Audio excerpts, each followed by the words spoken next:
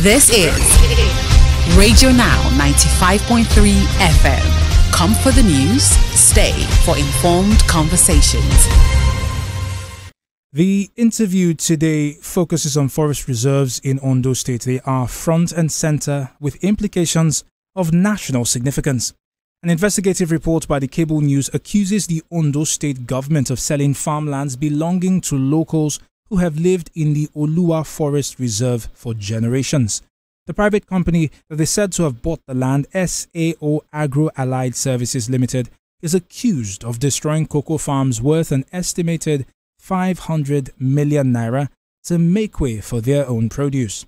In this conversation, Radio Now's Nabila Usman spoke with Taiwo Adebulu, features and investigations editor at the cable, who wrote the investigative report.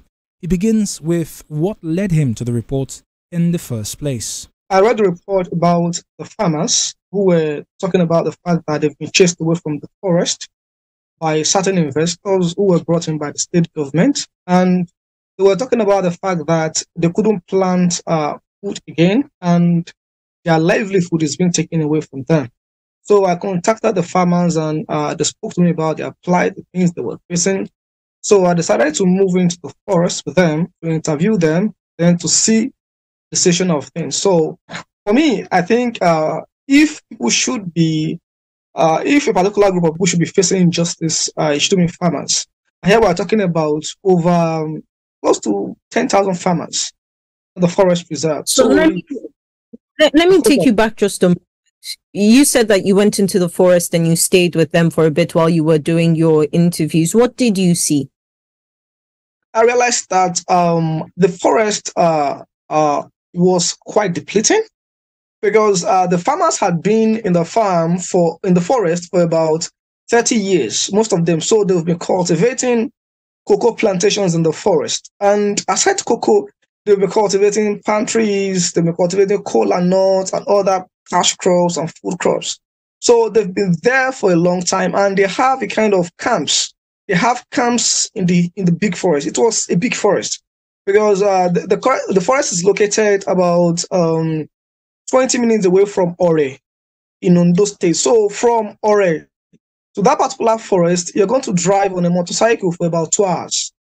Just from the express road, from the Bini Express Road, Bini Shagam Express Road to the forest reserve, you're going to drive for about 2 hours inside the forest. So they have their camps, they have their children, they have their wives. So it's a complete community inside the forest reserve. So they've been planting food inside that forest for about 30 years. And at some point in time, the government decided to give them a quick notice that they had to leave the forest. So when I got to the forest, I realized that it was a complete community. There were children that were actually born inside that particular forest who started farming on their own. So they had a complete life there. So I now realized that leaving that particular place could be a kind of challenge for them because that's where they have their whole life and that's where they call a home. Because they had to leave some of because they are not actually indigenous to that particular forest. They came from different communities just to look for where to farm and produce food. So it was a big community, different camps in different places, planting a lot of food. Then we had investors who later came in to destroy their cocoa plantations and plant palm trees instead because they were trying to, they were involved in this CBN initiative, an initiative by the Central Bank of Nigeria to plant palm trees. So they had to send away the farmers just to plant palm trees. So when I got there, one of the things I just knew was because it was that it was a big community, a community that couldn't just leave that particular place at that point in time. So you talk about the state government. In your report, you point out that the state government at some point actually reached out to these farmers. This was before the farm or the land was given to this private investor. Let's talk about that. I know that you reached out to the Ondo state government to ask for a reaction. What did you find out from them, their own side of the conversation? Now, as of the time the state government reached out to them, the state government did not specifically tell them that they were going to quit the forest at that point in time. The state government told them that they wanted to know where they were because they didn't know where all the farmers in the states were at that particular point in time. So the farmers told the state government that they were inside the Oluwa Forest Reserve, and the state told them to come and register to become officially recognized in the state. So they paid to be registered. They paid for the first time, they paid for the second time, and they paid for the third time. Then again, the state told them to start paying taxes for using the land, because as you know, the state owns the land. So they started paying taxes every year, about 6 million naira to the state government. And at that point in time, the state government was appreciating them for producing this kind of quality cocoa, because according to the data in that particular story, Ondo State produces one of the best quality cocoa in the country. So the state government appreciated them for producing such cocoa, but at that point in time that they had a conversation with the state government, they were not told that they were going to quit the forest. But it was a time that the governor then was going for a re-election. So there was no way he was going to tell the farmer. In fact, he told the farmers that if they voted for him, that there were some things that I was going to do for them, that I was going to take their name to the National Assembly to become federally registered farmers. So they had no inkling that they were going to give them a quick notice out of the forest. So they were not actually communicated about the quick notice, not until after the election, when the governor got re-elected, that some people just came into the forest with excavators and all of that tools to tell them that the state government has given us this particular land to plant palm trees. So they were somehow surprised, because there was no particular time that the government told them that they would be given a quick notice. Before, they only told them that they wanted to know them, they wanted to see them, and the government surveyed the land and collected taxes from them for using that particular forest reserve. So this is essentially a situation where the cocoa farmers lost their cocoa, but also lost their farmlands. And this is a little while ago, because I know the CBN intervention began in 2019 was when it was first announced, and then we've seen it sort of develop. What's the state of the farmers today? Do you know? Yes, it's been terrible for the farmers, although they've not completely left the forest reserve, because to them, that is the only place they call a home. For so many of them, their forests, their farms have been totally graded.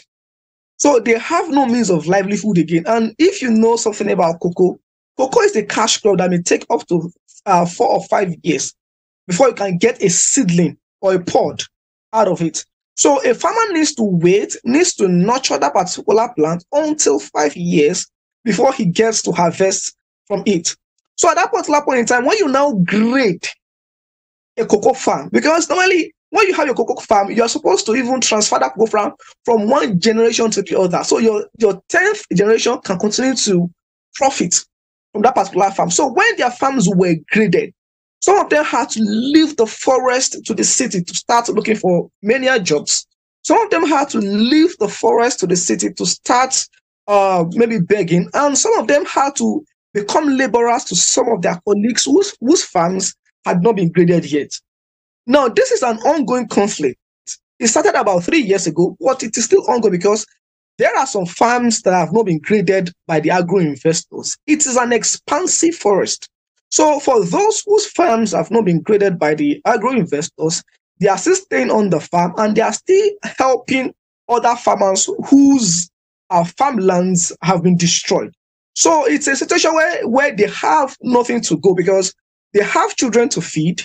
In fact, they don't have a life outside the forest. So some of them are staying in the forest just beside the agro-investors. But every day, the agro-investor moves from one farm to the other. So no one knows whose farm is going to be the next to be graded.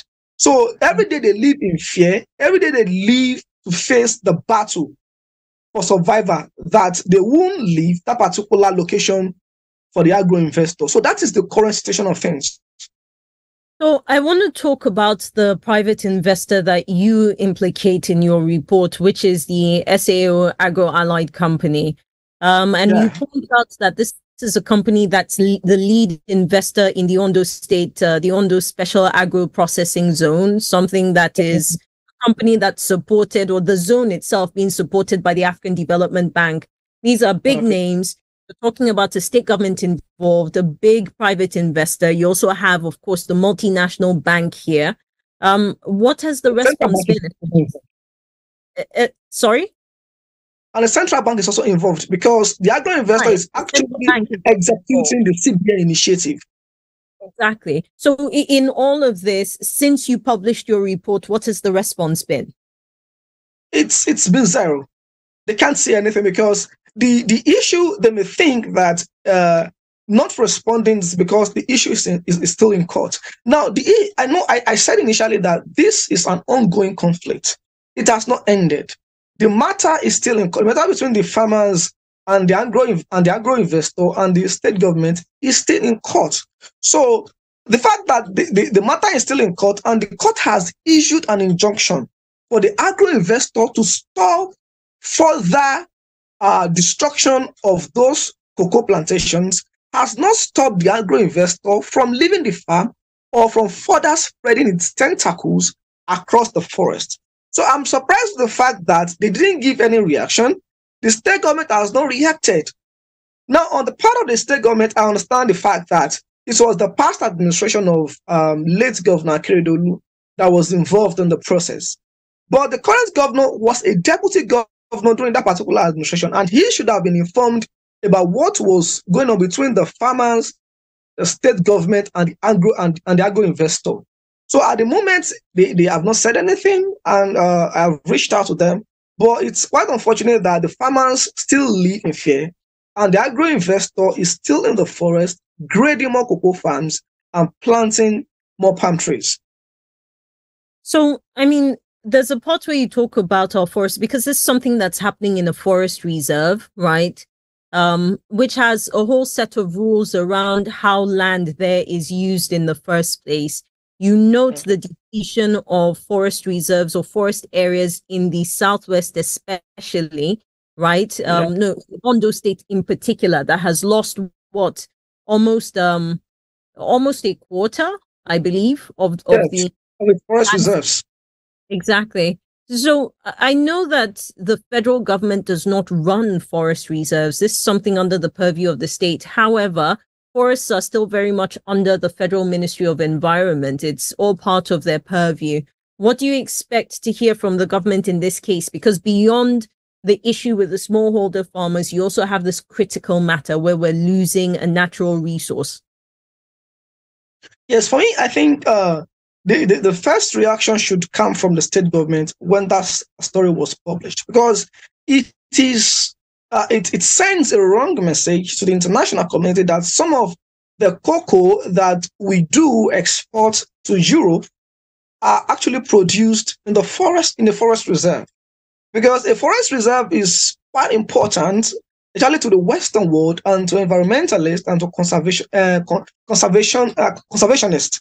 It helps in protecting the ecosystem, and it's important in fighting the climate change. So when you are producing cocoa, or you are doing a kind of industrial cultivation of palm trees, a federal government initiative in a forest reserve, it means it will be very, very hard for you to sell your agricultural product outside the country. And at the moment, we are talking about diversification of the economy. At the moment, cocoa is the second, maybe forex, agriculture is the second forex earner in the country after crude oil. So now, when the crude oil is drying up, and in fact, at the moment, we are having issues with foreign exchange income, because the crude oil sales is no longer as huge as before. And agriculture has been the major driver of that particular income from abroad. So when the Western world realizes that most of the agricultural products are coming from a forest reserve, there is no way that they're going to buy our agricultural products. There is no way they're going to buy cocoa or palm oil from a forest reserve, because a forest reserve is meant to be protected.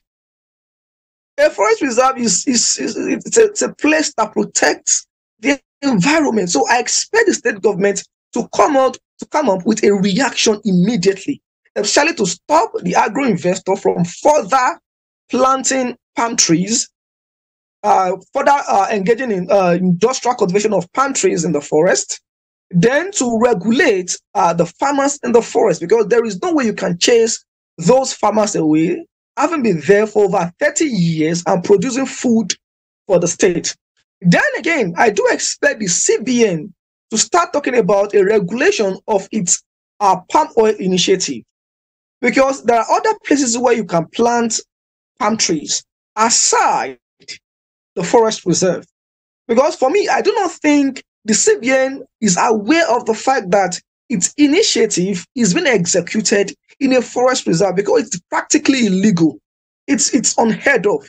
You don't have an industrial cultivation of palm tree in a forest reserve. You are going to deplete the forest, because the forest is already being depleted with the activity of poachers, or let me say loggers, illegal loggers in the forest. So the forest is already depressed, depleted and depressed. So for you to now initiate, or for you to now execute a central bank scheme in the forest reserve, it is unheard of. So at the moment, I expect the CBN to react and regulate that particular initiative, because it does not meet a kind of international standard.